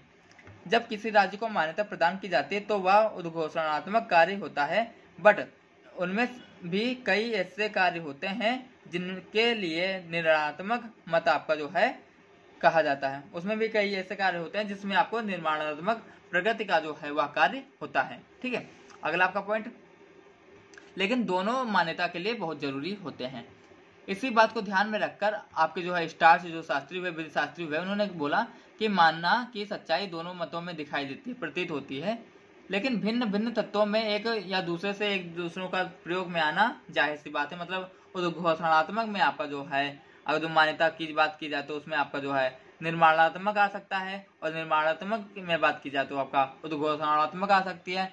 ऐसा नहीं कि एक दूसरे में एक दूसरों का जो है यहाँ पे जो है एंट्री नहीं हो सकती, एक दूसरों की बातें नहीं हो सकती, ऐसा नहीं है। यहाँ पे एक दूसरों की जो है कार्यों में एक दूसरों की एंट्री या फिर एक दूसरों का जो है चीजें एक दूसरे से मेल हो सकती हैं, ठीक है। अगला आपका पॉइंट यहाँ पे, जब एक राज्य द्वारा नए राज्य को मान्यता देने से वह मान्यता देने वाले राज्य के संबंध में सीमित अंतर्राष्ट्रीय व्यक्तित्व प्राप्त करता है तब तथा इससे वह पूर्ण अंतर्राष्ट्रीय समुदाय या हिस्सा का सामान्य रूप से सदस्य स्वीकार नहीं किया जा सकता।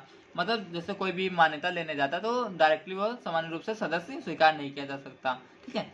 उसे सामान्य रूप से सदस्य तब स्वीकार किया जाता है जब उसे समुचित, मतलब समुचित आप जानते ना, पूरे राज्यों के जो है बहुमत से मान्यता प्राप्त कर दी जाए, ठीक है। ये चीज आपको जो है ध्यान में रखना है, ठीक है। अगला आपका पॉइंट, मान्यता के प्रकार। मान्यता के प्रकार जो है दो टाइप के होते हैं, डे फैक्टो रिकॉग्नाइजेशन, और दूसरा आपका जो होता है विधिक या फिर डी जेरो और रिकॉग्नाइजेशन, ठीक है। तो इसको तथ्यन मान्यता, इसको विधिक मान्यता कहते हैं।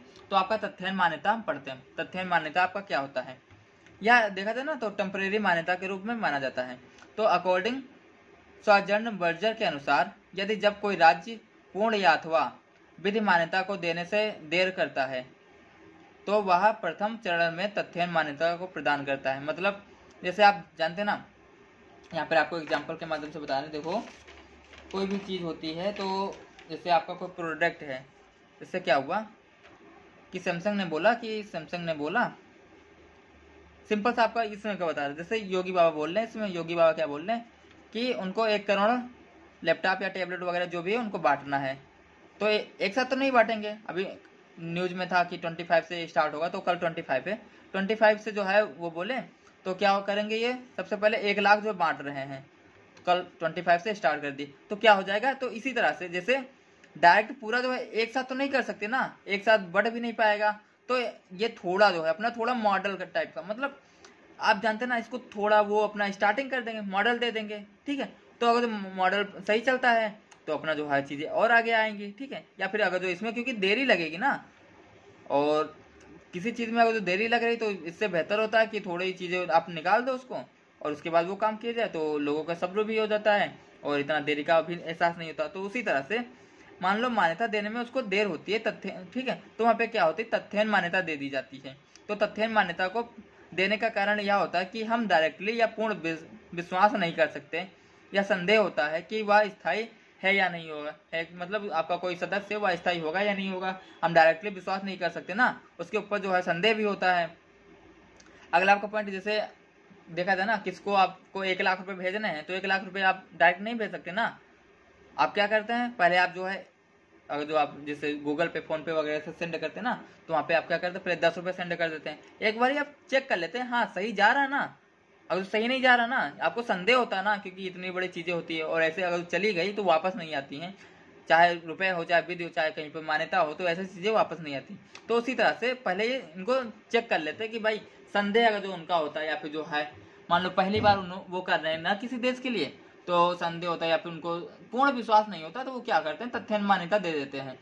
तथ्यहीन मान्यता दे दी, ठीक है, तो कुछ दिन तथ्यहीन मान्यता रहती है, उसके बाद क्या हुआ, अंतरराष्ट्रीय विधि के अंतर्गत वह अपने दायित्वों को पूर्ण करने में सक्षम है या नहीं, यह भी चेक करना होता है कि भाई मान लो हम तुमको मान्यता दे रहे हैं, तो आप जो वो चीज़ में सक्षम है या नहीं है, तो टेम्परेरी मान्यता देके वो चेक करवा लेते हैं कि भैया मान्यता लेने में आप सक्षम है नहीं है, उसका कार्य करने में सक्षम है नहीं सक्षम है। दूसरा आपका क्या हो जाएगा, डिफेक्टो जो है, यह आपको मान्यता जो होती है तथ्यहीन वाली मान्यता, ये डायरेक्टरी जो होती है, यह है कि इससे जिसे देश को दिया जाता है वह राज्य वास्तव में मान्यता के गुण रखता है या नहीं। हाँ, यहाँ पर ये भी जरूरी है कि वह मान्यता के गुण रखे। अगला आपका पॉइंट, जो ओपेनहाइमर आपका जो है, जो प्रोफेसर हुए हैं, जो आपके विधिशास्त्री हुए हैं, उन्होंने कहा कि तथ्यहीन मान्यता तब प्रदान की जाती है जब कोई राज्य वास्तव में स्वतंत्र होता है तथा एक निश्चित भूमि पर उनका प्रभाव नियंत्रण का होता है, ठीक है। तो यहीं पे जो है मान्यता देने के लिए भाई मतलब तत्व की पूर्ति जरूरी होती है, लेकिन ये अलग बात है कि उसको तथ्यहीन मान्यता दी जाती है पहले, उसके बाद जो है विधिक मान्यता दे दी जाएगी। तो विधिक मान्यता अभी आपको बताते हैं। तो यहाँ पे जैसे रूस की सरकार को अमेरिका तथा अन्य देशों ने इसे विधिक मान्यता नहीं दी थी। उनके अकॉर्डिंग रूस अंतरराष्ट्रीय विधि का दायित्व तो पूरा करने में सक्षम नहीं था, या फिर कमी रखता था, या फिर संदेह रखता था। किसके अकॉर्डिंग, अमेरिका के अकॉर्डिंग, ठीक है।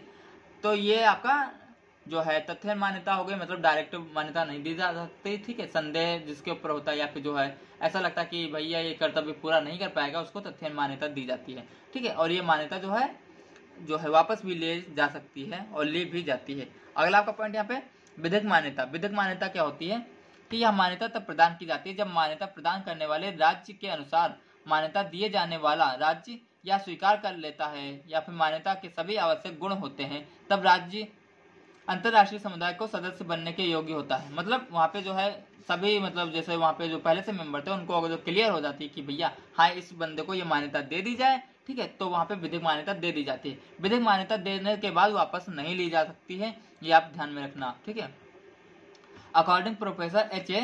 स्मिथ ने क्या बोला है, ठीक है, ब्रिटेन में विधि मान्यता प्रदान किए जाने के कुछ तत्व हैं या कुछ आवश्यक तत्व होते हैं, जैसे स्थायित्व, अंतरराष्ट्रीय उत्तरदायित्व को पूरा करने की सामर्थ्य एवं इच्छा, और आपका तीसरा जो पॉइंट हो जाएगा वहाँ पे राज्य की सरकार को वहाँ की जनता पे सामान्य समर्थन होना चाहिए, तब जो है आपका ब्रिटेन में मान्यता, विधिक मान्यता प्रदान की जाती है, ठीक है।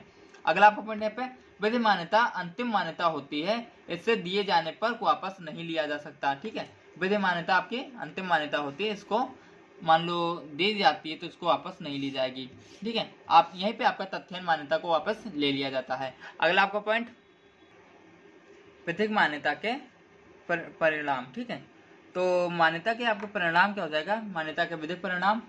इसमें आप देखते हैं कि मान्यता प्रदान करने के कार्य आपका जो होता है वो राजनीतिक कार्य है, ठीक है। मान्यता प्रदान करने का कार्य जो है वह राजनीतिक कार्य होता है, तो ये तो आप समझ गए ना, यहाँ पे विधिक कार्य में राजनीतिक कार्य होगा। तथा यह मान्यता प्रदान करने वाला जो राज्य जो है स्वविवेक पर निर्भर करता है। जो मान्यता प्रदान करते हैं ना, वह उसके जो मतलब अपने दिमाग पर निर्भर करता है, ठीक है, वह जैसा चाहे वैसा कर सकता है। परंतु एक बार मान्यता प्रदान कर जाने के बाद कानूनी रूप से वह मान्यता परिणाम हो जाती है, ठीक है, उसके बाद उसको वापस नहीं लिया जा सकता, ठीक है। राज्य विधेयक जो है दोनों से ही कुछ अधिकार, शक्तियां तथा विशेषकर अधिकार प्राप्त हो जाते हैं, ठीक है, उस राज्य को कुछ विशेष अधिकार प्राप्त हो जाते हैं। यहाँ पे आप समझे होंगे कि जैसे इसीलिए मान्यता ली जाना थोड़ा सही रहता है, तो वहाँ पे आपको जो अंतरराष्ट्रीय विधि में थोड़ा सही रहता है, मतलब वहाँ पे आपके अधिकार वगैरह प्राप्त हो जाते हैं, उसकी शक्तियों में अधिकार प्राप्त हो जाते हैं, ठीक है, अंतरराष्ट्रीय स्तर पर। यह विशेषकर जो है अंतरराष्ट्रीय विधि तथा उस राज्य की विधि के अंतर्गत मिलते हैं जिसने मान्यता प्रदान की है। कुछ विधि शक्तियों के अनुसार चूंकि मान्यता एक राजनीतिक कार्य, इसलिए मान्यता प्रदान करते समय जो विशेष करार होती है उनके कोई विधिक परिणाम नहीं होते। मतलब एक करार होती है ना, उसकी विधिक कोई परिणाम नहीं होते। मतलब ऐसा नहीं है कि आप अगर जो ये मान्यता देते तो आप ये करेंगे, हाँ, वो तत्व को पूर्ति करना जरूरी होता है, ठीक है। और यहाँ पे जो है आपके केल्सन जो थे, ये आपके विधिशास्त्री थे, इन्होंने क्या कहा कि केल्सन में ने लिखा कि मान्यता द्वारा कि विधिक मान्यता प्रदान करने वाले तथा देने वाले राज्यों के संबंध विधिक स्तर पर हो जाते हैं, मतलब आप कानूनी स्तर पर वो संबंध हो जाएंगे तथा उन पर अंतरराष्ट्रीय विधि के नियम लागू होने लगते हैं। अगर जो आप मान्यता देते लेते हैं तो उसके ऊपर जो है अंतरराष्ट्रीय विधि के नियम आपको लागू हो जाएंगे, ठीक है। अगला आपका यहाँ पे पॉइंट है, मान्यता के मुख्यतः निम्नलिखित परिणाम होते हैं। क्या परिणाम होंगे भैया? अगर जो आपको मान्यता दी ली जाएगी तो वहाँ पे क्या होगा, मान्यता प्राप्त करने वाले राज्य को मान्यता दी जाने वाले राज्य के न्यायालयों में दावा करने का अधिकार होता है। मतलब अगर जो इंडिया जो पाकिस्तान वाले जो है मान्यता देता लेता है, ठीक है, तो वहाँ पे जो है राज्यों, मतलब जो वहाँ पे देशों के जो है आपका कानून होता है, ठीक है, उसमें इंटरफेयर कर सकता है। उसके आगे आपका उपयुक्त न्यायालय में मान्यता प्रदान करने वाले राज्य के जो है पिछला या फिर जो है वर्तमान काल में विधायन तथा कार्यपालिका के कार्यों का लागू करवाया जा सकता है, ठीक है। अगला आपका पॉइंट यहाँ पे, मान्यता प्राप्त करने वाले राज्य को राजनीतिक प्रतिनिधियों के मामले में अनुमति मिल जाती है, उसको अधिकार मिल जाता है। मतलब राजनीतिक प्रतिनिधियों के मामले में उसको अनुमति मिल जाएगी, ठीक है। जैसे यहाँ पे अभी राजनीतिक प्रतिनिधि आपको हम बताएंगे क्या होगा। मान्यता प्राप्त करने वाले राज्य को मान्यता प्रदान करने वाले राज्य में स्थित संपत्ति के संबंध में जो है उत्तराधिकार प्राप्त हो जाता है, और नया राज्य जो जिसको मान्यता मिलती है, जिससे मान्यता प्रदान की जाती है, ठीक है, मान्यता प्रदान करने वाले राज्यों से राजनीतिक संबंध रखने व संधि करने के लिए क्षमता प्रदान हो जाती है, क्षमता प्रदान प्राप्त कर ली जाती है, ठीक है। अगला आपका पॉइंट यहाँ पे, जहाँ किसी राज्य की नई सरकारें को मान्यता दी जाती है उस समय उस राज्य तथा अन्य राज्य के मध्य पूर्ण संधियां जिनका लागू रहना जो है मान्यता की अनुपस्थिति में असंभव हो गया था, उन्हें भी लागू कर दिया जाता है। मतलब अगर जो इंडिया और पाकिस्तान की मान्यता आपको देखा जाए, सिंपल सा चीजें क्या क्या चीजें हैं, इंडिया आपका, पाकिस्तान, सॉरी ये इंडिया क्योंकि वो छोटा है, इंडिया ये पाकिस्तान, ये इसको अगर मान्यता देता है, ये इसको मान्यता देता है, और ये दोनों इंटरनेशनल पे होंगे, तो इसके जो है एक दूसरे से इंटरफेयर चीज़ें कर सकती हैं। यहाँ पे अगर जो कोई संधि हुई थी तो मान लो पहले जो है बंद हो गई थी ना, तो अगर मान्यता मिल गई है तो इस संधि को भी ओपन किया जा सकता है, मतलब चालू किया जा सकता है। ये चीज़ें होती हैं, ठीक है, मान्यता देने और लेने में, ठीक है। अगला आपका पॉइंट, क्या मान्यता की वापसी संभव होती है? सिद्धांत रूप से विधि मान्यता स्थायी होती है, इसकी कोई जो है वापसी नहीं होती, ठीक है। परंतु जहाँ तक तथ्य मान्यता की बात की जाए तो वह अंतरिम मान्यता होती है, वह अस्थायी मान्यता होती है। अभी आपको बताएं, तथा इसके साथ शर्त लगाई जाती है कि मान्यता प्रदान करने वाले राज्य यह देखता है कि उसने जिस राज्य को तथ्य मान्यता प्रदान की है उसकी स्थायी भूमि पे अपना कब्जा है या नहीं है, उसकी जो है स्थायी क्षमता है या नहीं है, ये सब चीजें बात की जाती हैं। अब हम बात करने वाले हैं प्रत्यार्पण की, ठीक है। तो प्रत्यार्पण देखने से पहले हम बात करते हैं कि आपका कितना सिलेबस कवर हो गया। आपका अंतरराष्ट्रीय विधि में मान्यता आपका ये कवर हो गया, ठीक है। इसके आगे आपका विचारधारा, प्रकार एवं सिद्धांत ये कवर हो गया।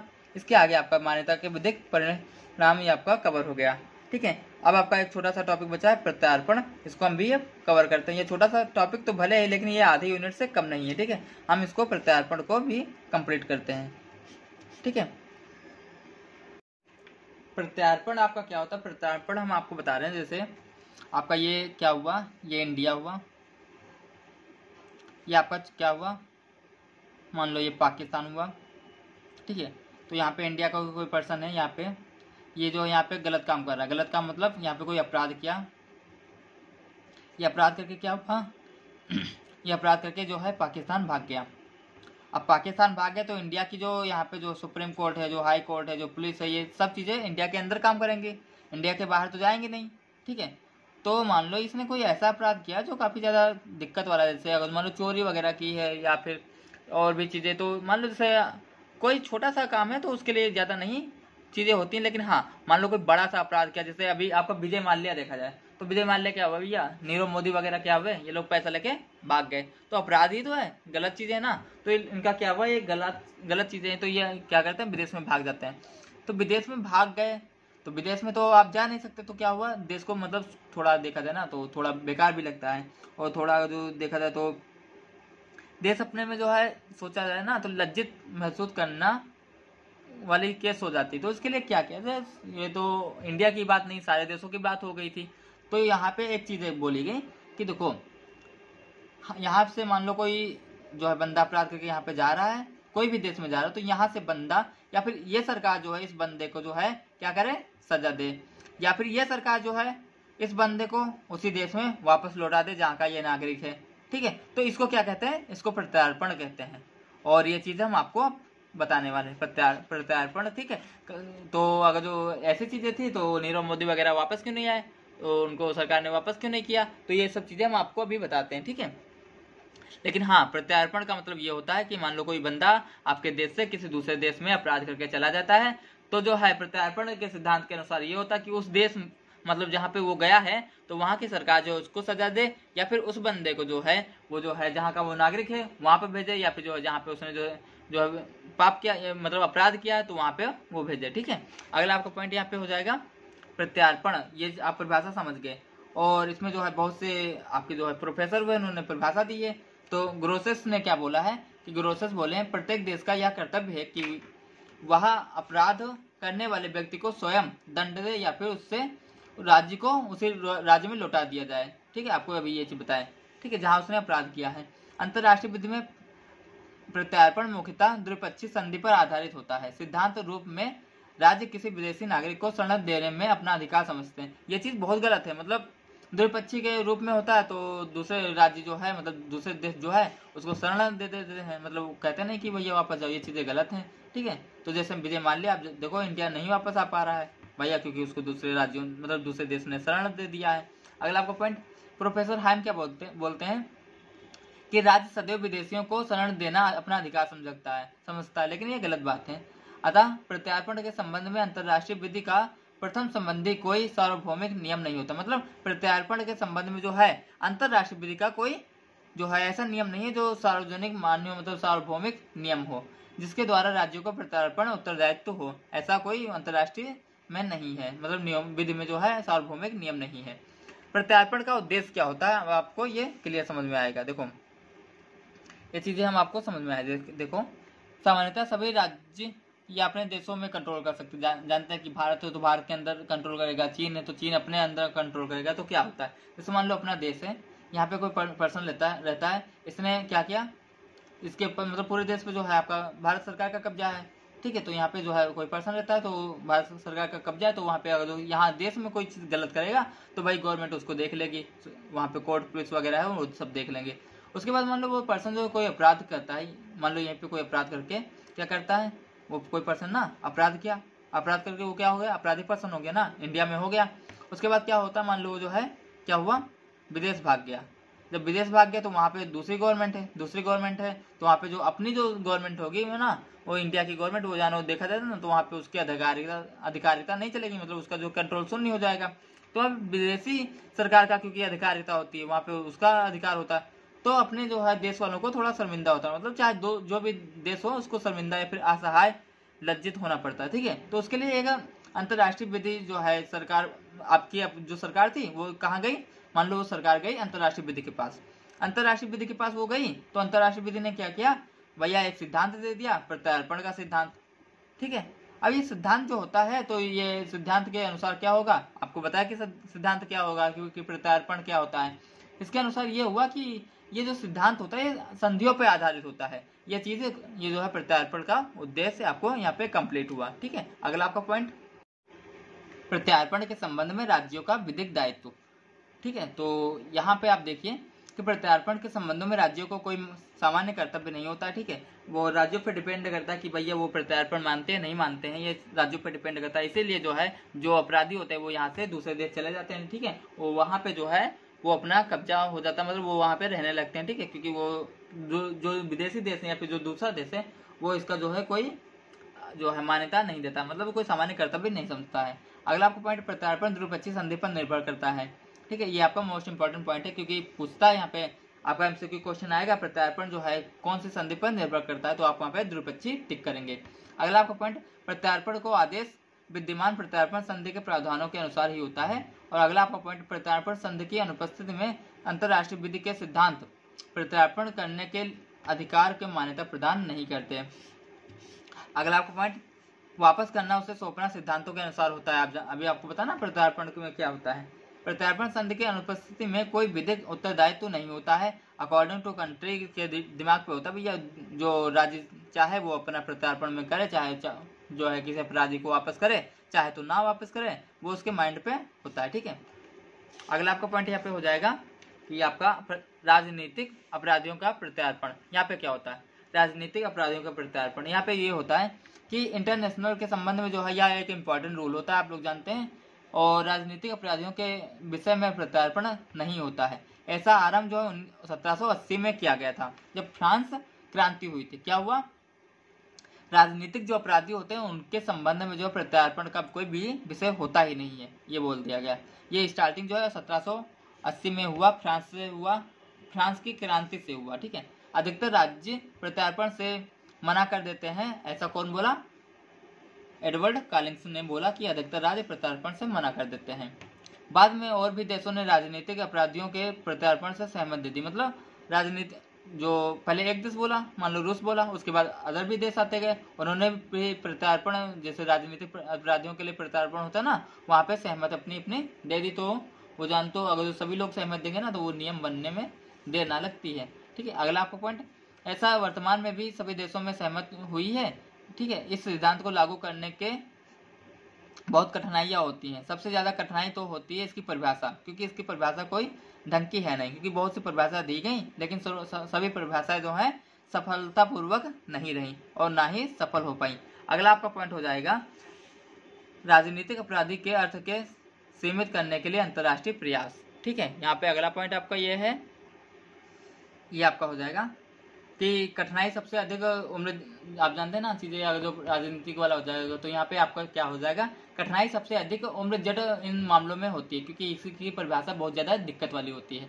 इन मामलों में होती है जिनमें राजनीतिक अपराध साथ ही साथ एक साधारण अपराध भी होता है, जैसे आपका लूट की बात की जाए, चोरी की बात की जाए, डकैती की बात की जाए या हत्या की बात की जाए। ठीक है, तो दूसरी ओर से जटिल मामले ऐसे होते हैं जिनमें की कृत्य यद्यपि राजनीतिक उद्देश्य से किए गया है। ठीक है, राजनीतिक नहीं समझा जाना चाहिए। ठीक है, ऐसा जटिल अपराधों के संबंध में आपका जो है क्या हो जाएगा, विधि निश्चित करने के लिए 3 महत्वपूर्ण प्रयास किए गए। आपके वो 3 महत्वपूर्ण प्रयास क्या है, सबसे नंबर 1 पे देखिए कि आपका यहाँ तक कंप्लीट हो गया।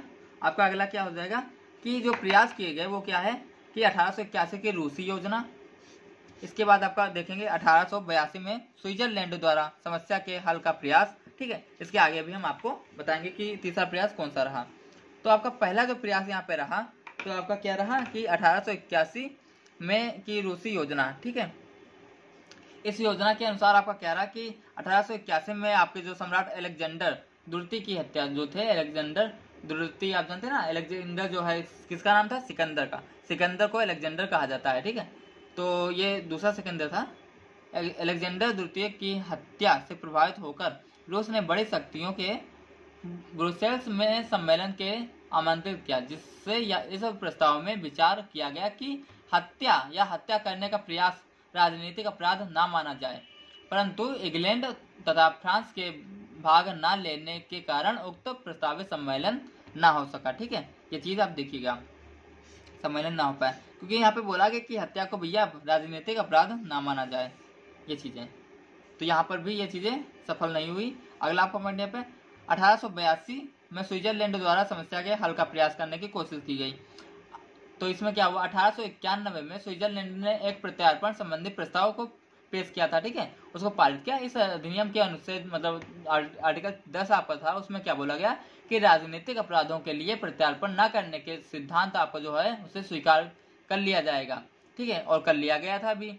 और परंतु साथ में यह प्रावधान भी रखा गया कि यदि अपराधों की मुख्य विशेषता राजनीतिक न होकर आपका जो है साधारण होगी तो अभियुक्त का प्रत्यार्पण किया जा सकेगा। मतलब यहाँ पे राजनीतिक जो है व्यवस्था ना हो, साधारण अगर जो वहाँ पे जो है कोई अपराध हुआ हो तो उसको जो है प्रत्यार्पण किया जाएगा, ठीक है। इसमें बोला गया कि अभियुक्त का प्रत्यार्पण किया जा सकेगा तथा इस बात का निर्धारण तथा निर्णय सर्वोच्च न्यायालय के ऊपर छोड़ दिया जाएगा, ठीक है। ये चीज यहाँ पे बोली गई थी। अगला आपका पॉइंट यहाँ पे तीसरा पॉइंट, ये आपका तीसरा पॉइंट है, यह उपधारा 1854 या आपका जो है बेल्जियम अटेंटांट उपधारा, ठीक है, ये आपका तीसरा पॉइंट। यह उपधारा 1854 के जैकिन के मामले में अपनाई गई थी। कौन मामला? जैकिन का मामला था, ठीक है।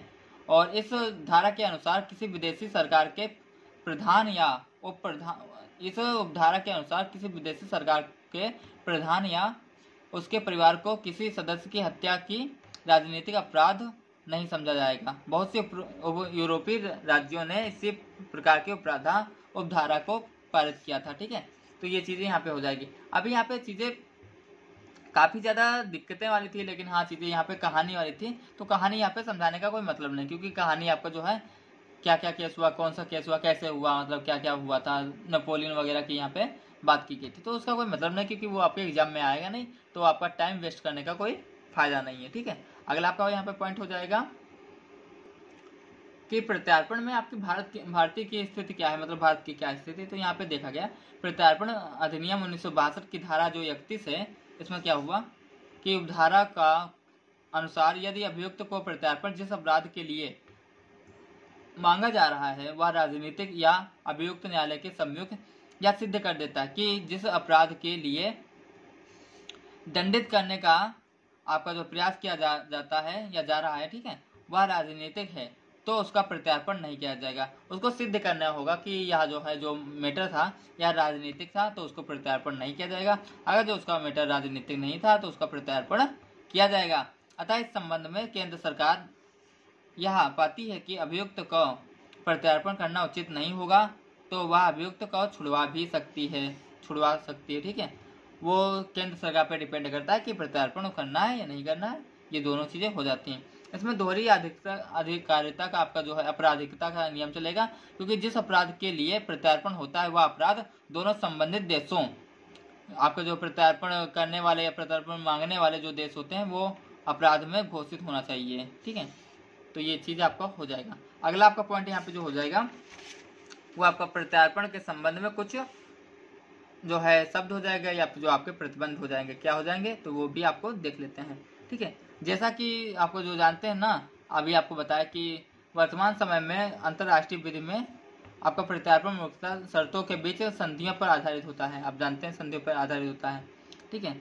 आपका न्यायालय ने प्रत्यार्पण के विषय में कुछ सामान्य नियम स्थापित किए, जैसे दूसरे शब्दों में अगर हम कह सकते हैं कि प्रत्यार्पण की कुछ नई शर्तें दी गई हैं, तो वह आपकी क्या है कि प्रायः सभी राष्ट्र इस बात से सहमत हैं कि राजनीतिक अपराधियों को प्रत्यार्पण नहीं किया जाना चाहिए। और दूसरा आपका सैनिक अपराध पर भी प्रत्यार्पण नहीं किया जाना चाहिए। तो यहाँ पे आप देखिए सैनिक अपराध, आपको कुछ याद आ रहा है? अगर जो यहाँ से जैसे अपने देश में किसी दूसरे देश में जो है लड़ाई होती है, तो वहाँ पे अगर जो सैन्य जो आपकी जो होते हैं, तो जो है सैनिक जो होते हैं वो एक दूसरे से मतलब बॉर्डर चेंज हो जाता है। तो ऐसा नहीं है कि वहाँ पे अगर जो युद्ध समाप्त हुआ तो उसके बाद आपके सैनिक को वापस नहीं करवाया जाए, ठीक है, तो वहाँ पे आपको सैनिक को वापस करवा दिया जाता है। लेकिन सैन्य अपराध पर भी प्रत्यार्पण नहीं किया जा सकता, मतलब अगर जो चीजें गलत हुई ना तो प्रत्यार्पण करना कोई जरूरी नहीं होता है। इस प्रकार धार्मिक अपराध भी प्रत्यार्पण के अंतर्गत नहीं आते हैं, ठीक है। धार्मिक अपराध अगर जो करेंगे तो वो प्रत्यार्पण में नहीं आएंगे, ठीक है। अगला आपका पॉइंट यहाँ पे विशेषता का क्या नियम होगा, या आपका छोटा सा पॉइंट एक बचा है, ये भी आप पढ़ लीजिए, काफी ज्यादा सही रहेगा।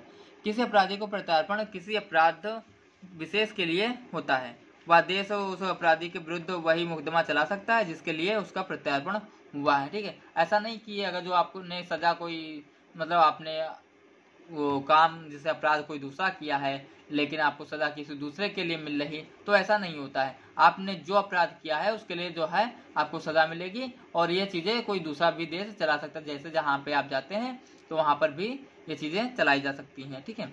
वहां पर उस देश के अनुसार जो है वहां पे जो नियम होगा तो उसके अकॉर्डिंग आपको सजा भी दी जा सकती है। ऐसा प्रत्यार्पण में होता है, ठीक है।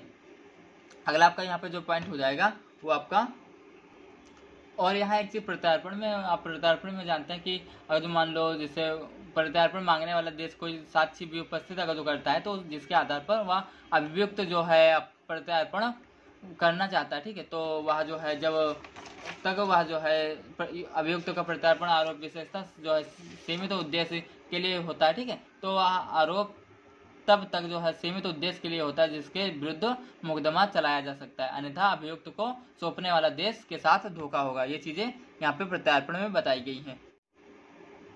तो दोस्तों आज की वीडियो में बस इतना ही थ्योरी, और मिलते हैं अगले वीडियो में। आपका जो है देखा जाए तो लगभग 5 यूनिट कंप्लीट हो चुकी हैं। अगर जो आपने पिछले वीडियो ना देखा हो तो यूनिट 1 से लेकर आपका जो 2.5-1.5 यूनिट हुई है ना, मतलब आपका पहला जो वीडियो हुआ है थ्योरी का, आप वो वीडियो देख लीजिएगा, ठीक है। आपके लिए काफ़ी ज़्यादा इंपॉर्टेंट होने वाला है। हाँ, अगर जो आपको थोड़ा भी लगे ना कि आपके लिए मेहनत की जा रही है कि, तो आप प्लीज़ लाइक शेयर और सब्सक्राइब कर दीजिएगा।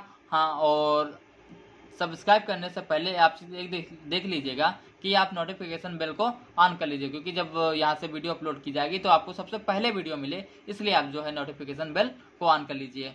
और अगर जो आपको PDF चाहिए तो आप जो है व्हाट्सएप पर मैसेज कर सकते हैं, ठीक है। आपको डिटेल दी जाएगी, ठीक है। Thank you, take care.